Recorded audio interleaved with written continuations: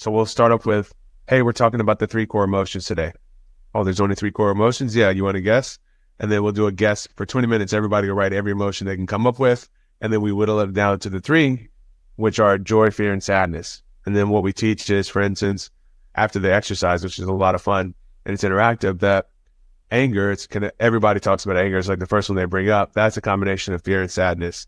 Grief, things of they're different permutations of fear and sadness. And just like the primary colors, you can take those 3, joy, fear, and sadness, and mix and match them and kind of achieve any true emotion that's not a physical reaction, emotion that we think of.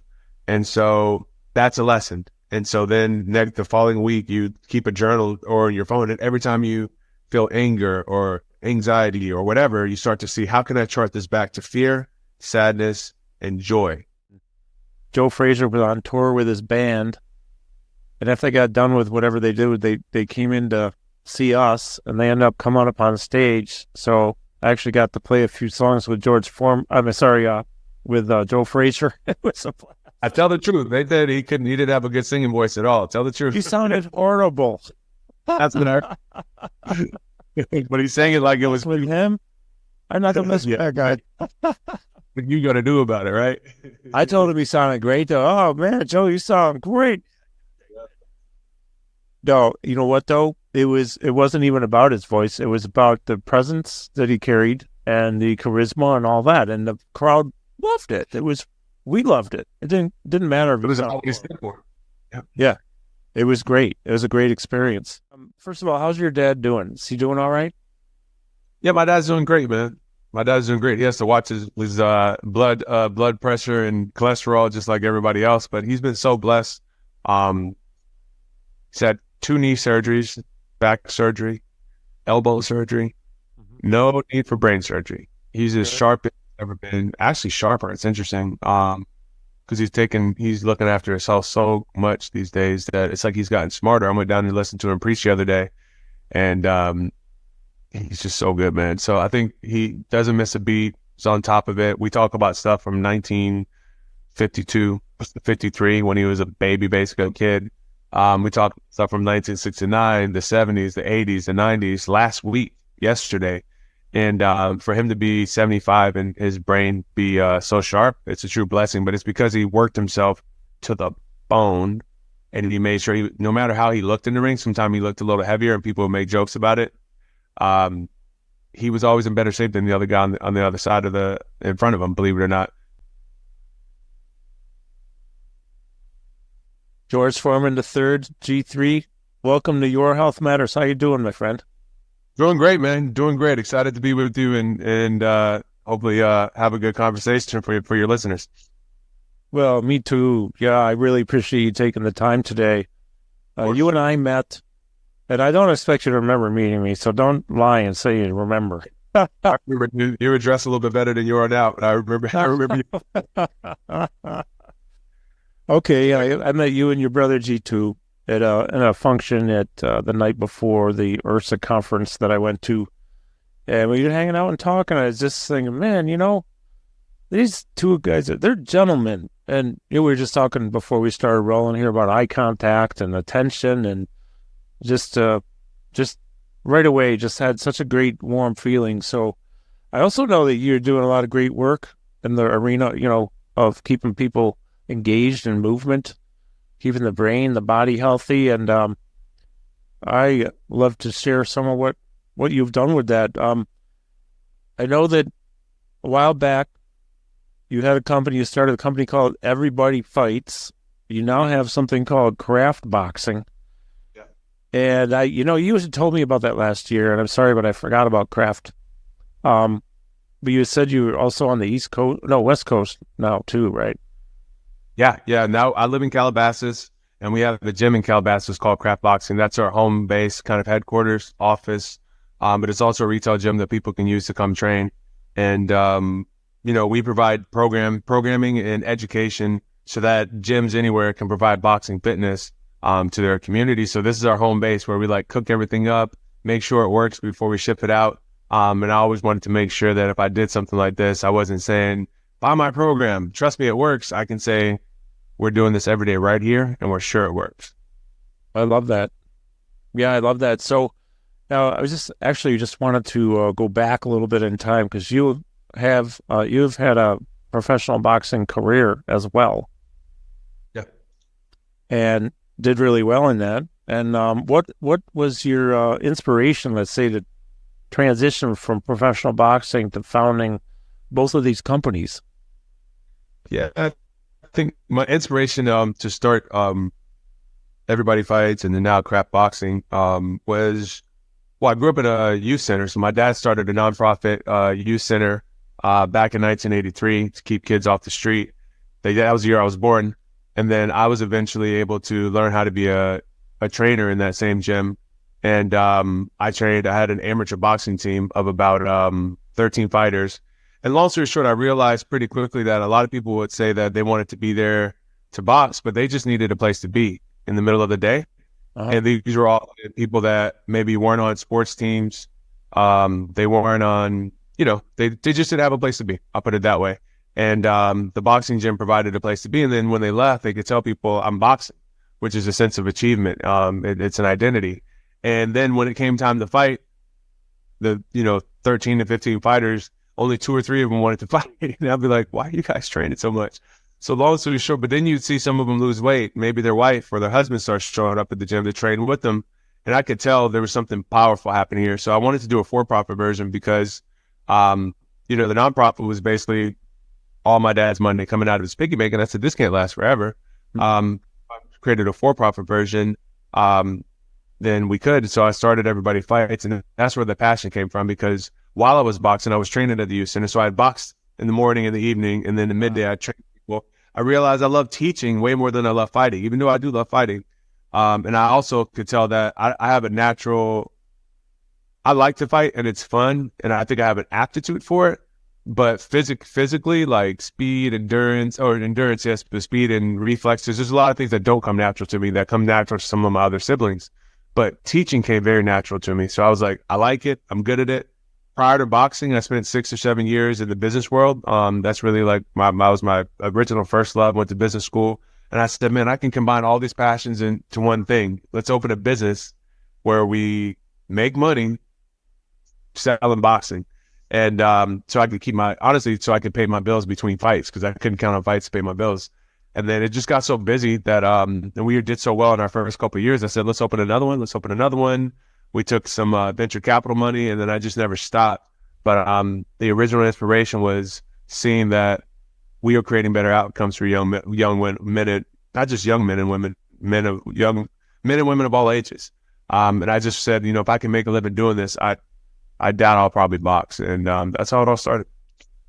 I love that. It's a great just a great thing to do. I mean, a lot of people, they do get stuck, let's say, and maybe they don't have a sense of belonging or a place of where they're comfortable being. And that could include some gyms too. I mean, we have a lot of people who come in to see us who they come here because they know they're going to get special treatment. They're welcomed, and in a lot of places, this is kind of small too. Like 2,600 square feet. It's not 70,000 square feet. It can be really intimidating for some folks, right? They walk in and they're like, "Oh man, I can't be around these people." But I love what you're doing there. And so you have several locations right now for Everybody Fights, right? And how about Craft? What's going on in that? Everybody Fights, let's see, about 5, 6, 7 locations. They Craft Boxing, which is my baby now. We have 5 locations, maybe a 6th and a 7th coming this year. Any out here on the East Coast? No. I wish. We'll get out there. We'll probably have something open there by the end of next year. But right now we just have Calabasas. We have 4 in Canada. Oh, great. We have another one opening. Three. Well, we have 3 gyms that are going to launch our programming. So everything I told you about, we actually also build classrooms inside gyms. So in Canada, we build 2,000 square foot classrooms. Wow. They look like a boutique fitness studio with our programming. It has a craft boxing side and everything. It's like a franchise inside a gym, basically. I see. A lot cheaper than a franchise. Yeah. And then, because we're not running the gym and so on and so forth. But in Greenville, We're launching 3 gyms shortly that will have our programming. So we said just find a space, some gloves, some mitts, a couple bags, and go to work. We don't need a classroom because boxing's that nimble. So that'll be our first flagship on the East Coast. Did you say Greenville, South Carolina or North Carolina? South Carolina. Whoa, that's where my son lives. I'll have to tell him about it. That's Nice. pretty cool. That's cool. So, well, I'm curious to know. We just have about 90 seconds before we go to a break, but something to think about at least for when we come back for the next segment is I'm curious to know what role you think boxing plays in improving both physical and mental health for your members. Because we got a minute if you want to start, kind of start digging in on that, and then we'll come back and talk more about it. There's so many things that can help somebody's mental well-being, mental health, emotional health, physical health, because they're all connected. When you're upset, you cry. That's a physical thing, right? But it starts with your emotions and in your brain. And sometimes when you get hurt, boom, someone hits you, right? You feel pain, right? That's physical going to mental. So we can't disconnect the two. And I think most people understand that now, but they didn't many years ago. So when we think of boxing, you make an appointment to show up with your coach. You have a coach. Coach is way more than a trainer. It's not a fitness trainer. This is a mentor. And to prepare you, to give you the mindset, not just to fight somebody, but to get through a boxing workout. When they prepare you with that mindset, they're not talking to you about the jab, the hook, and the cross. They're talking about, you can do this. You got this. Yeah, let's get up. And so we'll talk more about it when we get back. But I think the mental, emotional, there's so much built into the boxing experience. Community. You show up and other people are training, but everybody's individually doing their thing. But you laugh and joke together. You wrap your hands together. You high five. And it's typically a mixed mash of people from all walks of life, misfits, because boxing is a mindset. So right downstairs we have famous DJs, some of the most famous. We have a famous rapper downstairs. We have someone who just sold their company for $1 billion, and we have someone who has a scholarship, a membership that we pay for, all in the same community. We have a 75-year-old lady boxing. She's a tiger, and we're all friends. So you don't really see that in other environments. No, that's cool, man. I love that. So, well, we'll go out to a break here. Appreciate those who are tuning in. We're talking with George Foreman III, also known as G3, and really great to have you here, man. So thanks for listening to Your Health Matters, everybody. We'll be back after this short break. We're back with George Foreman III. So, I really like what you were talking about with the sense of community, because, that's something that has ended up being like just what happens here at our place. It's a small place. People come in, and most of them are elderly, like 70s, 80s, and 90s. And, well, actually, we have a lot of widows that come in, a lot of people who live alone, but they don't have to be alone all the time. They come here, they do the work, they get through their stuff, they hang out, we give them free coffee. And so community is really, really, really valuable for really longevity. We could go into that whole science thing about how connecting with humans is so relevant to living a longer, healthier, happier life. Tell us a little bit more. I'd love to know more about the community aspect of what you're doing. You touched on it. I believe, number one, for emotional and mental health, right? And we all have varying degrees of it, even if we're not like in a terminal situation with our mental health or emotional health. We could be subpar, right? You could, just the same way somebody could be physically fit, but they know they can push themselves further. They know they can maybe lower their body fat percent.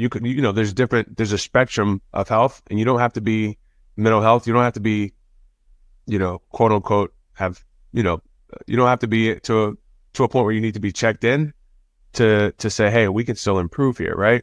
Mm-hmm. And so I think one of the best medicines, I think there's 2 or 3 medicines. Number one, a friend, right, is one of the best medicines for people when they're going through something tough. A community, right? I think I would put community and friends, they're neck and neck, because a good friend can pull you out of something. They come visit you and say, let's go take a walk, or come with me to dinner. Let's go for a hike. And a community operates a little bit differently than a community who's holding you accountable to the things you said you're going to do.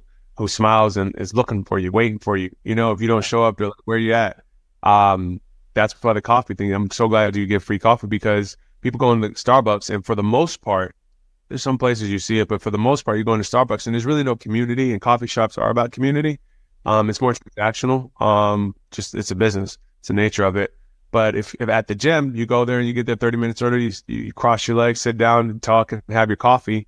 That's really what the coffee is about. It's not about the caffeine, right? You can have your anywhere. You can actually make better coffee at home. But the most importantly, I think the number one medicine is for anybody with that wants better mental health, regardless of where they're at on the spectrum, is a purpose, a reason to live. Reason to live. What's better than that? And people need a reason to live when they're 21, 31, 41, 51. Kids gone. Maybe kids dead. Maybe they outlived their kids. What am I living? Maybe their spouse is dead. What am I living for? Maybe they've retired, but they still have a lot to give and they want to be active. What am I living for? And I think being part of a community at a gym when you say it, it doesn't sound like that would give you a purpose and a reason to live, but it does. And so, and then on top of that reason to live, you walk out with your endorphins and so on and so forth. And so, it's a beautiful thing. So that's inherent in boxing. You cannot show me one boxing gym that doesn't provide that for people, big or small, sweaty or nasty. And then the physical, we'll talk about that later, but then you have the physical that's different than the other modalities. Well, you hit on some really important points there. I mean, and one of them really resonates in that we have so many people, I can't even count how many, who come in who have lost a child. Devastating. Absolutely devastating, whether it's a tragic accident, overdose, cancer, whatever it is. But you never know. And then one lady came in, she had lost a child, I believe, and then she's estranged from the other one, and her husband left her after 50 years. I mean, oh my gosh. She felt so alone, so she hangs out with her grandson. It's the only person she has in her life until she came here, and it's really actually heartbreaking. Yet at the same time, like you say, people need a reason to live before they figure out a way not to live, and that's devastating. You've done work with the youth in the past, right? You've worked a lot with youth? Yeah, we do a lot of work with youth to this day. Tell us more about that. I'm really curious because I know in the beginning we talked about give somebody a place to be. That could be anybody. And this is what I thought. At first I was thinking more youth when you said that, but that could be anybody. That's not an age restricted thing. I mean, there were times in my life 15, 20 years ago, I didn't know where to be during the day. So I stayed in bed. Yeah, I mean, well, the youth is important. And I think, we were talking about some of the benefits. I think they can benefit from everything we talked about in terms of mental health, right? Then physical health, coordination. Not everybody plays sports anymore, right? Yeah, so true. That's true. But people who do play sports, soccer, basketball, football, they're not yet comfortable with the physicality of it, right? And it's hard to get that comfortability because you may only bump somebody in a basketball practice once or twice. But in boxing, you're accepting the fact that it's going to be physical. And guess what? You want to be the physical one, right? So even if you're not fighting in the gym with your coach, you're working on preparing your mind for physical contact and being okay with that. Mm-hmm. Number three, one of the number one reasons people get attacked and if you talk to predators, right, that are on death row, and you just give them pictures, in 3 to 5 seconds, they make the decision on who they want based on, do they look confident? How are their shoulders here? Are their shoulders back? Is their chest up? And they've become good at it over years that they're attacking low confidence, insecurity. But when you box, you walk different. And by the way, you're carrying gloves to the gym, right? You have a bag, but you walk different. And typically, people who box don't get attacked. So it's important for kids because of the bullying.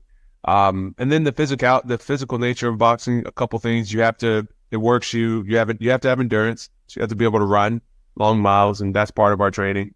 Then you need to be able to explode for 20 seconds and then recover, explode for 20 seconds and recover. And then you need to be able to push yourself for 3 to 4 minutes at a time, right?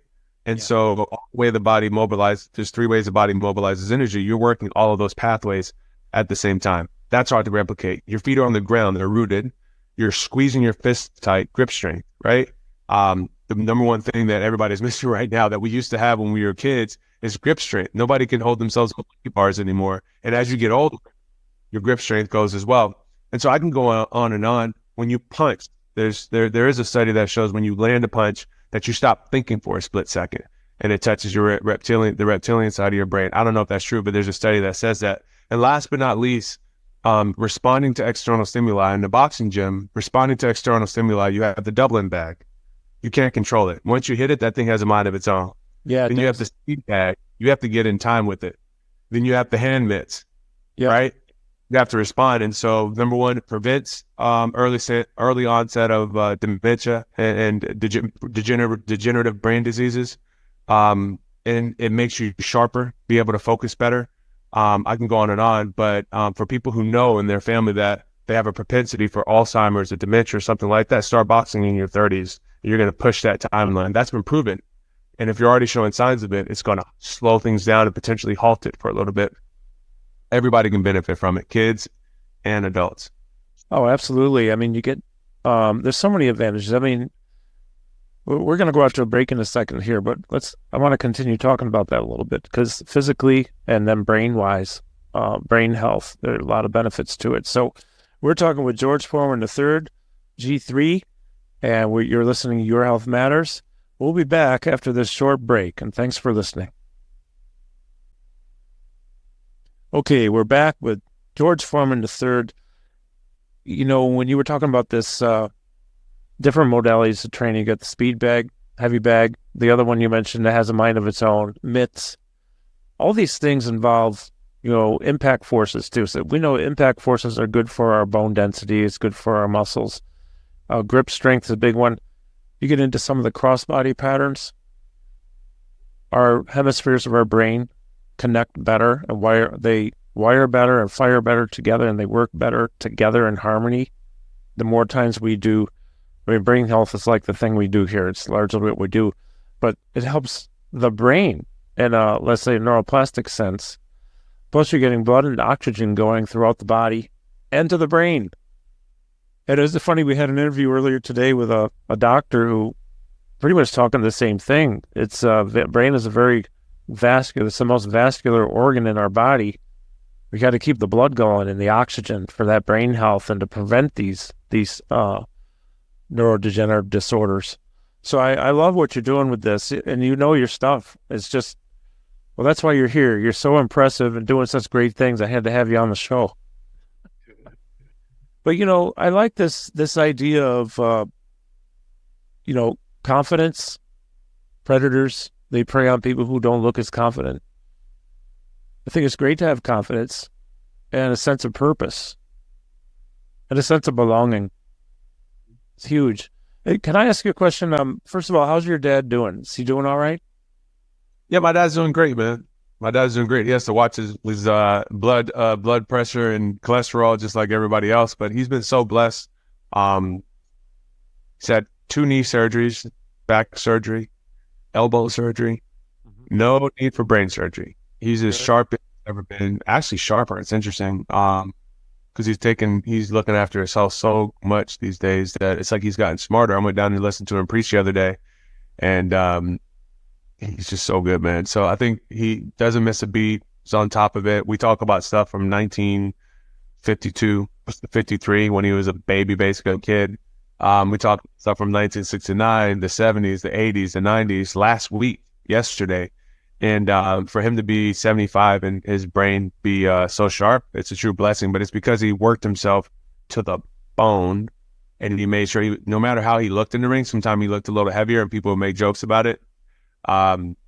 He was always in better shape than the other guy on the other side in front of him, believe it or not.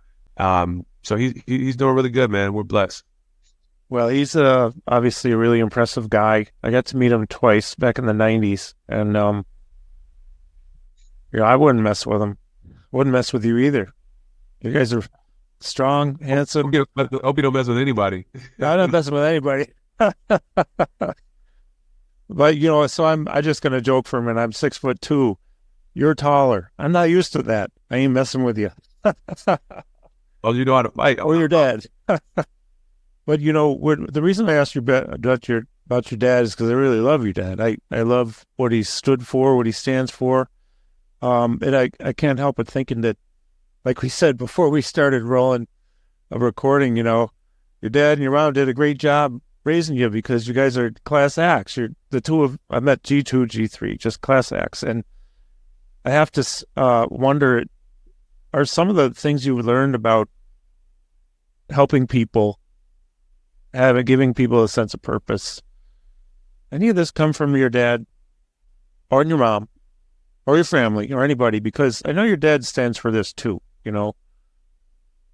Yeah, I think what I learned about helping people, but where I learned it from, definitely my mom.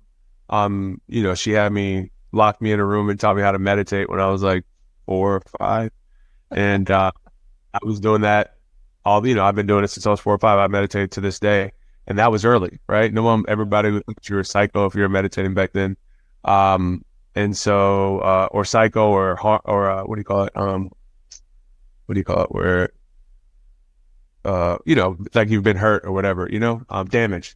Sure. And now it's commonplace. It's considered, if you're not meditating, like you're leaving points on the scoreboard, right? But my dad has also been a minister since the late 70s and going to church 4 days a week, reading the Bible. And he was very strict on, we're going to preach this the way it was meant to be preached, word for word. We're not going to quote a sentence and then forget what happened before that sentence and after that sentence in the Bible. We might read 2 chapters to get to the end of the second chapter, so we have context for that one sentence, right? He was very strict on that, and I really appreciate him for that. And then just seeing the stuff that my dad did in secret, I'd say 95% of all the giving that he's done, charitable giving, has been in secret. And the only time he's done it in public is because the people who asked, people specifically said, please let us do this in public, because his rule is, if you tell, I won't give any more. Please let us do this in public so others will do that. And from time to time, he's done that. But I've seen him pull a lot of people out of oblivion personally, nonprofits, save them, like big organizations that you'd be shocked, in secret, and I always admired that. And what I learned is that he always said, if you do that, God's going to bless you in front of everybody. But number 2, when you do that, you're making sure that you're doing it for the right reason. And then most importantly, there's a reward for you in being more focused about the well-being of other people. It keeps you less focused on yourself. And I think it's a hack to not being depressed. So I believe in all these things, and that's why I would do it. I wouldn't say it's completely altruistic. I think it's a hack to being happy, to be more focused on other people than you are yourselves. So that's why I do it. And the last thing, I had a story. I'll tell you a story. My dad, I did grow up in the latter half of my childhood with a lot of wealth in my household. And funny story is, when I went to Boston to start Everybody Fights, my dad had bought me, he gave me a jacket from like the 70s from his tailor, a guy who used to make clothes for the James Brown and the Spinners and all that, and famous tailor. And I was wearing it around, and he got jealous because he lost weight. And he's like, oh, I can fit that now, give it back. And he felt so bad. He bought me a $10,000, it was over $10,000 Brioni trench coat, and tailor made. And but then I ended up moving to Boston. I wanted to start my own gym, and I thought it was going to take me 6 months. It took me 2 years to get it open. I didn't know what I was doing at the time. And long story short, I was so broke I didn't have money to eat. And somebody invited me to. I would just hope somebody was inviting me to dinner, or I'd buy some pasta, like ramen noodles. So anyway, I was invited to a fundraiser. Someone gave me a free ticket, and I was like, "This is awesome! I'll dress up, and I'm gonna eat everything they serve." And so you'll get, this is a true story. Show up, check in my coat, come back after it, and I'm like, this is awesome. I'm going to put on this $10,000 coat. People are going to think I'm the, what, even though I didn't donate anything to the nonprofit. And they were charging that coat check. I think it was $10. And I was like, oh, like, how do you come to a place like this and not pay? And they took credit cards and everything. And long story short, this young lady, she's probably 22 years old. You could tell she was from the inner city, just the way that she carried herself. And I could hear the way she was talking. And she looked at me and said, "It's okay, baby. It's okay." She went and got my coat and gave it to me. And it would have been, that changed me. That changed me. Really? That changed the heck out of me. And so ever since then, I've been paying her back to other people. I paid her back too. Wow, man. A lot of weight in all the words you just shared. And before we go to break, I'll just say that about whatever level I can say this, I don't even know. I don't get lost for words, but right now I am just a little. I always say though, it ain't about me, it's about we. I have a radio show, I talk, I do stuff, I try to help people though. I could care less about attention from this, but I can tell you that what you just said carries a lot of weight, resonates real deep, and I appreciate all that. You're doing great things. It says so much about your character. It ain't about you, it's about others too. It's about we. So I appreciate that, George. Thanks, man. That's a great story. Take care of community. It's gonna come to roost, and you'll be dealing with it. You'll be locking your doors tighter.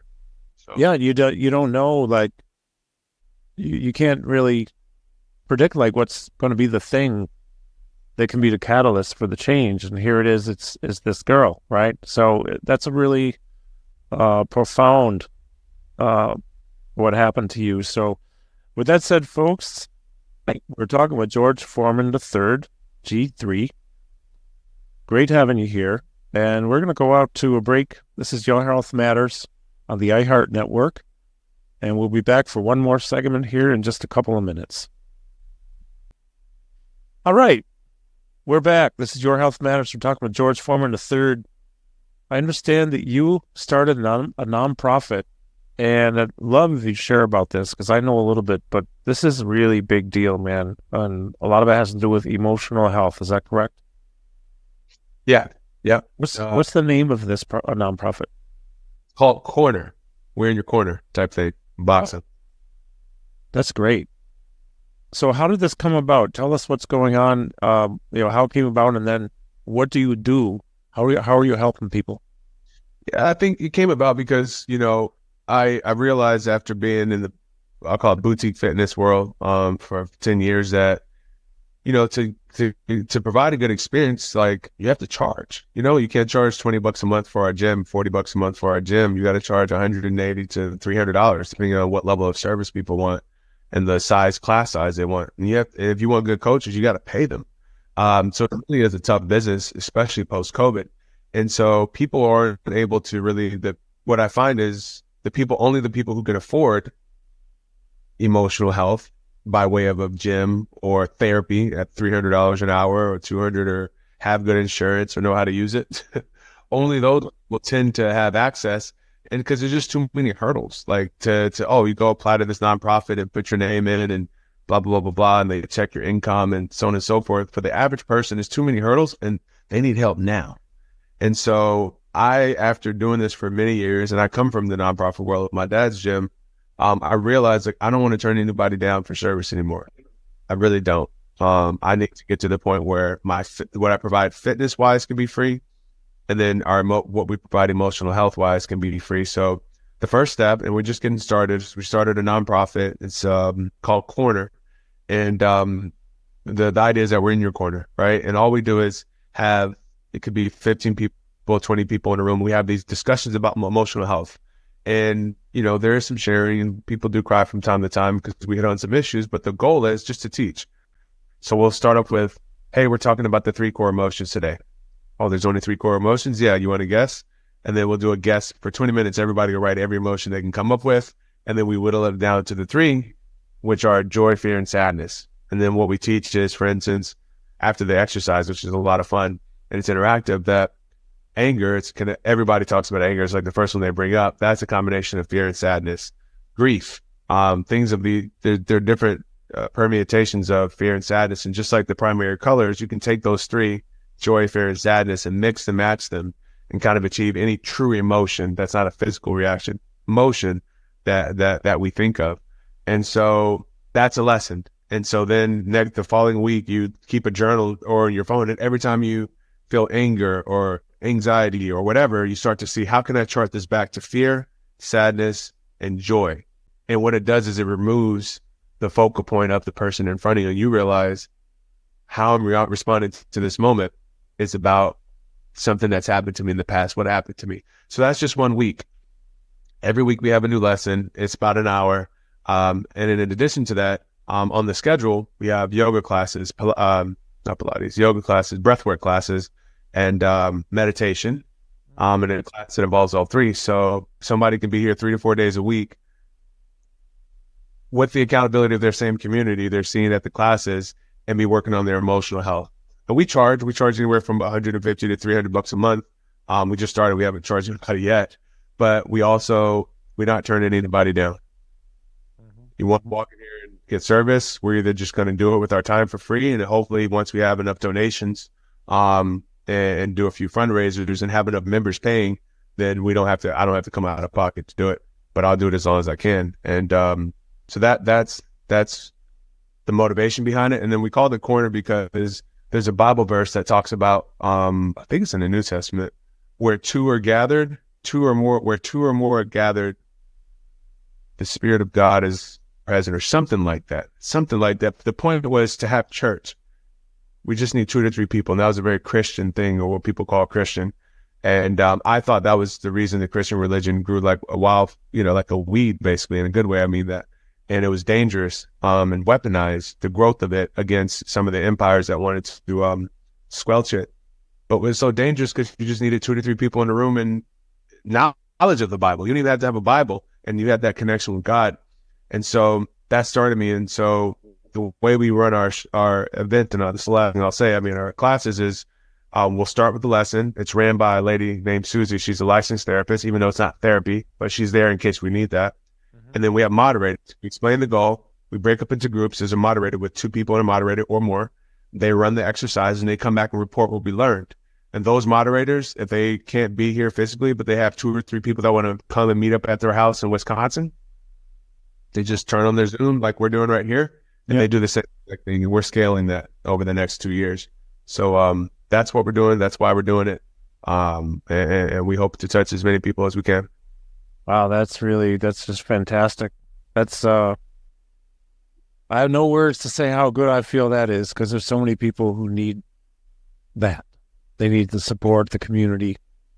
And you never know what somebody's going through. One thing it took me a long time to learn is you just never know what somebody might be going through when they walk through the door. They might look one way and everything inside them, maybe they're just all wreck. And who knows, right? So, well, in the couple minutes we have left for this segment, by the way, folks, after this segment, you can hear more with George Foreman III by going to we're going to have an overtime segment. Go to carlsterling.net. That's Carl with a K, carlsterling.net. Look for the episode there with George Foreman III and listen to the whole show there, including the next segment, which it won't be aired. But in a couple minutes we have left for people who are listening right now, before we close out the hour, George, what type of advice, wisdom, takeaway message do you want to share with our listeners? I think regardless of what age you are, I think number one, I want you to try boxing. You can shadow box at home. I love that. Muhammad Ali used to say you can box in a phone booth. They asked him if he could train for a fight where he wasn't able to get to a gym. He said, "Man, I can train in a phone booth." And I really mean that. Even if you go outside, learn how to rotate your hips without hurting your back and things of that nature.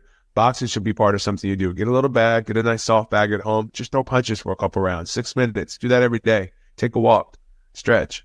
But I want people to bring boxing into their lives, watch a fight, and so on and so forth, because I think it'll help them. Number two, I want everybody to force yourself. Give me 5 minutes of meditation every day, and things of that nature. There's some no-brainers. Typically what happens is the thing you need to do to feel better, you don't want to do it. And so what we like to say at Corner is we don't care about your thoughts or your feelings at all. We'll talk about them. We need to understand them. But in terms of improvement, they don't matter. What matters is actions, dragging yourself through the actions that you need, because actions make you feel differently. Actions affect your emotions. Focus on your actions and try to ease yourself into some discipline. You'll feel better and you won't get tired so quick in life. Sounds really familiar, doesn't it? Except you articulate it so much better than I can. We have to, close out the segment here in just a minute, but I'll just say I am guilty as charged of never, ever wanting to exercise. So what do? I have to exercise, because then when I exercise, I feel more so like exercising. I just have to get started. That's it.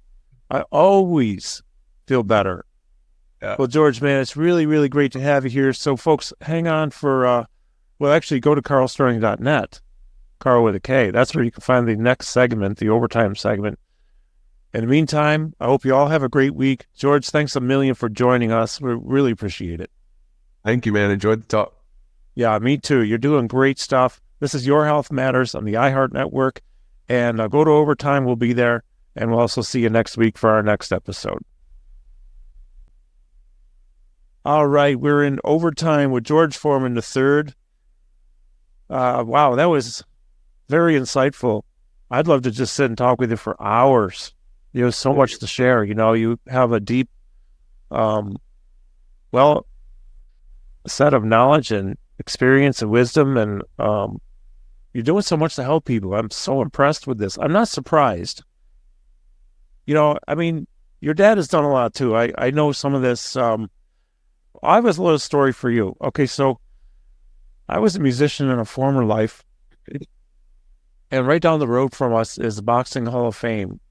Now, have you ever been there to Canastota, New York, to the Boxing Hall of Fame?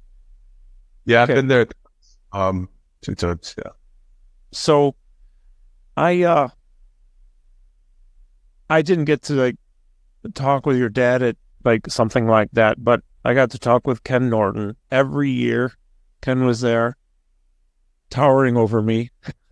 With all his gold chains? Oh, yeah. Well, I think he'd always wear cowboy boots, I think, yeah. He always wore cowboy boots, which made him 6'6" instead of 6'4". He had huge biceps, and I didn't. I thought mine were big until I stood next to him. And, Bob Foster and Sugar Ray and Marvin Hagler and, Riddick Bowe.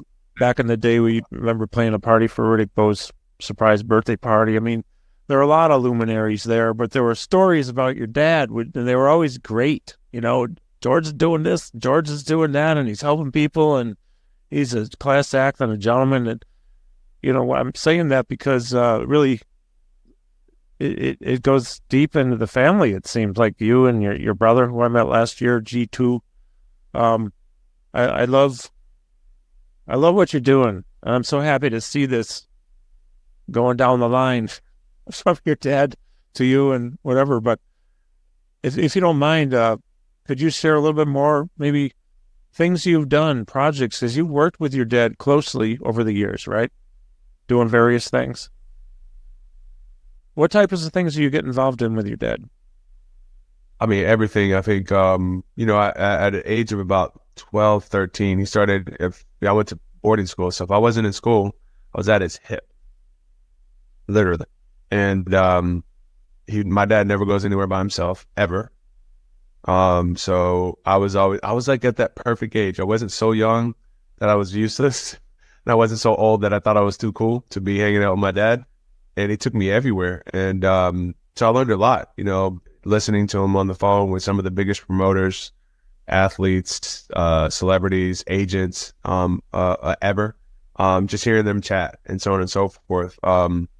Reading his infomercial scripts, setting up, they'd give me a list, I'd probably 15 or 16, and be like, here's the press tour today.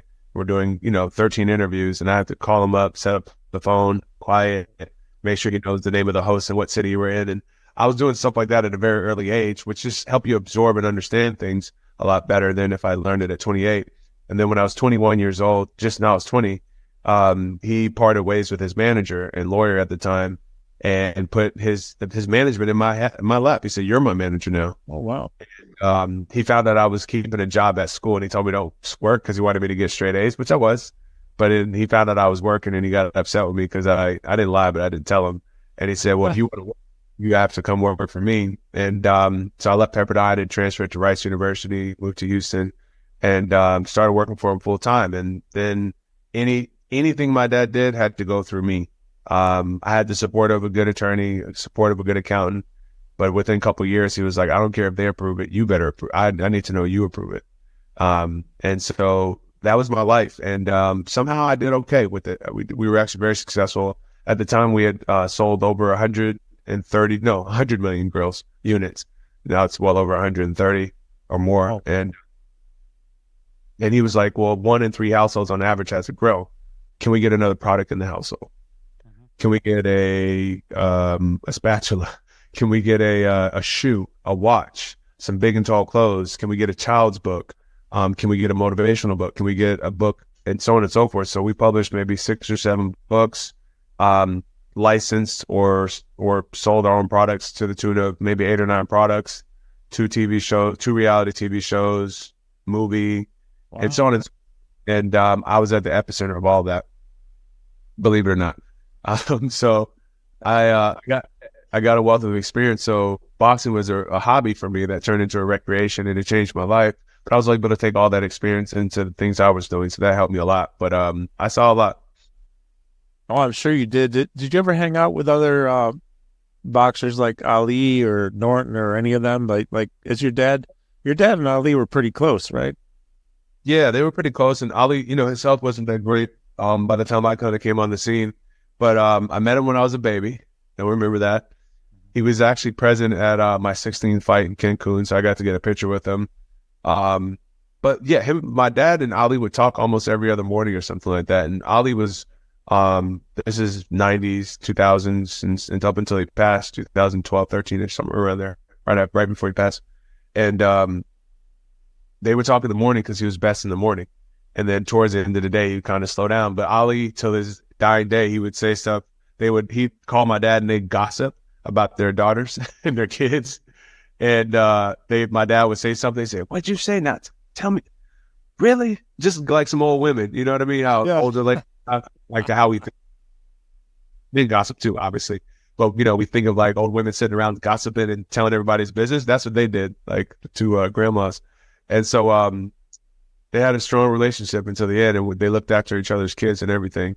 Spent a lot around Joe Frazier, Ken Norton, Ron Lyle, spoke to him quite a bit. And I developed strong relationships with Evander Holyfield personally and a few. Yeah, he seems like a class act too.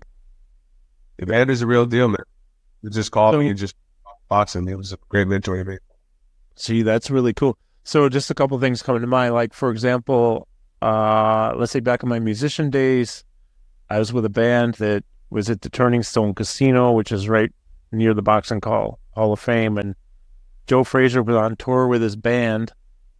And after they got done with whatever they did, they came in to see us, and they ended up coming up on stage. So I actually got to play a few songs with with Joe Frazier. It was a blast. I tell the truth. They said he didn't have a good singing voice at all. Tell the truth. He sounded horrible. That's what I but he sang it like it was with him. I'm not gonna mess with that guy. What you gonna do about it, right? I told him he sounded great though. Oh man, Joe, you sound great. No, you know what though? It wasn't even about his voice. It was about the presence that he carried and the charisma and all that. And the crowd loved it. We loved it. It didn't matter if it was always for. Yeah. It was great. It was a great experience. And actually it's funny because I met Maymay Ali, Ali's eldest daughter. Actually, she's going to come on the show in a couple of months. We're going to talk because she's got a book coming out. I'm not even sure exactly what it's about, but holy cow, when I met her, she reminds me so much of her dad. She made me laugh so hard. She was so funny. It was great, though. Do you know her at all, Maymay? No, I know Layla. My sister and Layla were really good friends. Both of my sisters, my 5 sisters, a multitude of my sisters are friends with her. Hannah is the one I know the most. And Hannah, Layla, and one more, I'm forgetting her name. But I have a relationship with 3 of his daughters, but Hannah primarily. Yeah, no, that's cool. And this is all boxing royalty, man. Foreman's, the Ali's, the Fraziers. Friend of it, Evander Jr., we spend a lot of time together. It's my guy. I talk to guys talk, all the time. And it's great because we have so much in common. It's weird. We're like brothers. Just the weirdest thing.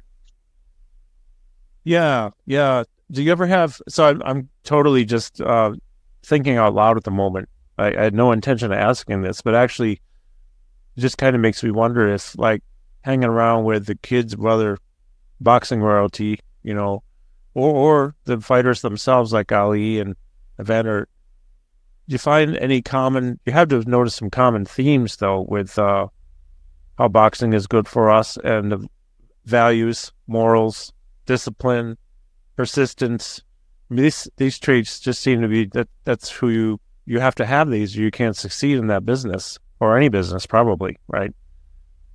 Did you ever share Yeah. stories about any of these kind of things, or like directions you're heading with your life or your businesses, with either maybe the kids, anyone you're friends with who's offspring of one of the famous fighters? Yeah, it's always fun to talk because I mean the good, the bad, the ugly. When I say the ugly, just like your dad going away to training camp, stuff like that. The nerves when your dad goes to fight, and all those things. We have all those things in common. Living in an environment where you're always constantly trying to push people out. Because there's something special about being a prize fighter. When you're on like an NFL football team, when you go to practice, it's like a facility. No one's getting in there. When you go to a game, like you're insulated. When you go to do the press, you're even insulated, and they only get so much time with you. And then you're in your car downstairs in the stadium, and you drive home, right?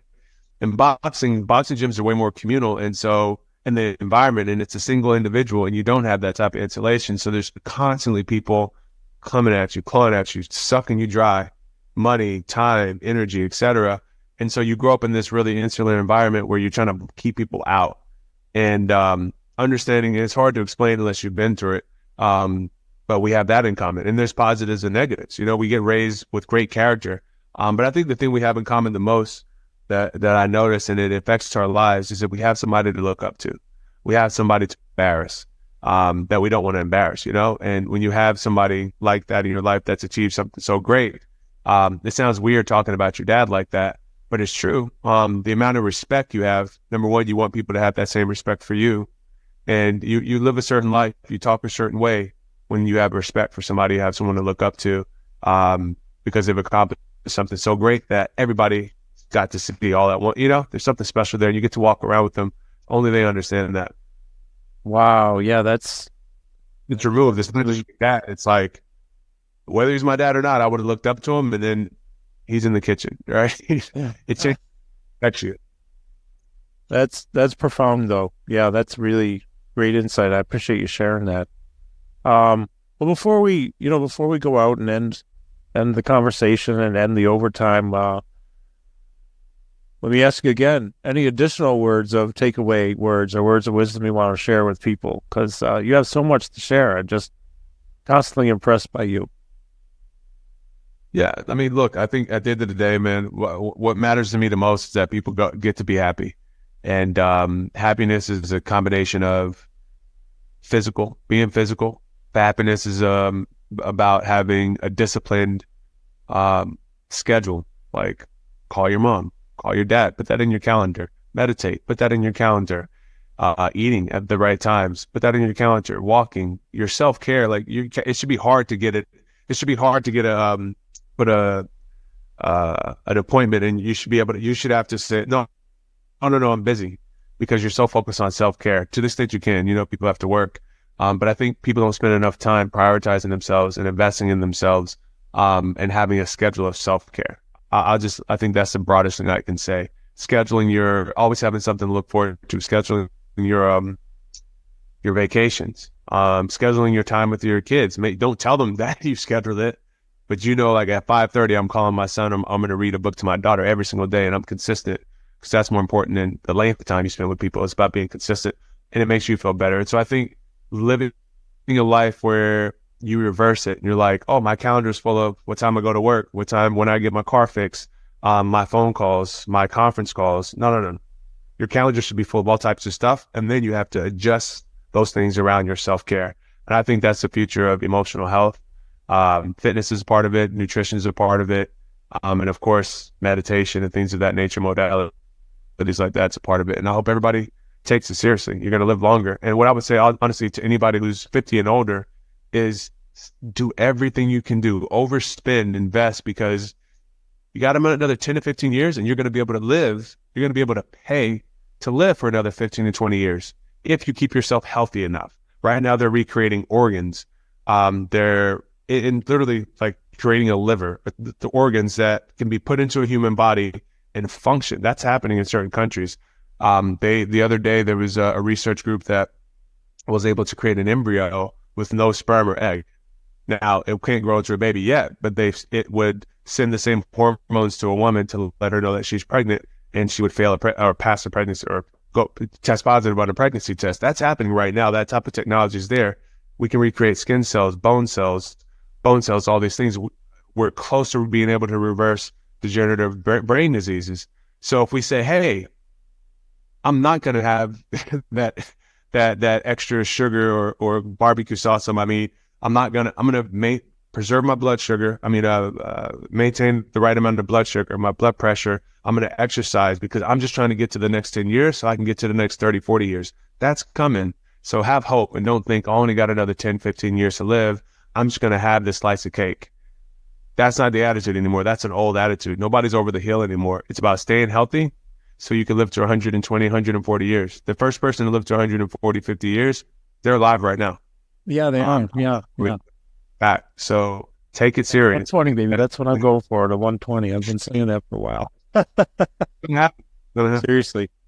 Well, listen, man, I so much appreciate you as a human being, first of all you're doing for humanity and for all the people you help. And I really appreciate your time. Thanks for joining me, George. It's been really good to meet you and really get to talk at length today. Thank you. Great speaking to you, man. And thank you so much for the time and being able to share my story and what we're working on, man. I appreciate you. Oh, you're the best.